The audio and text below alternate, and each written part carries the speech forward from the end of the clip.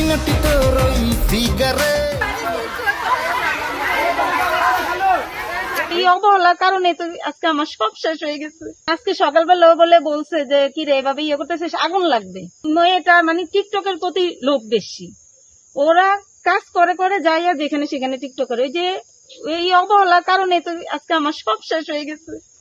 আমি যে কিভাবে আছি, আমি আজকে সারাদিন মানে বিকাল থেকে আমি আমার বিশ্বাস করবেন নি, আমার স্বামী হয়তো অনেক কষ্ট করে এই কতটুকু জমি আমি কিস্তি কিস্তি থেকে উঠে তারপরে আমি এই জমি নিয়ে তারপরে এই কতটুকু ঘর করলাম। তো আমি এখন ওনাদের থাকতে দিচ্ছি, এই থাকার পরিণতি আমার এইভাবেই ক্ষতি হয়ে গেল। রান্না বসায় তুই চলে গেছে ওনারা। হ্যাঁ টিকটক করতে গেছে। আমি আবার আমার ওয়াইফাই নিয়ে নাম্বার নিচ্ছে, ওই রাস্তায় দাঁড়ায় দাঁড়ায় ওরা টিকটক করে।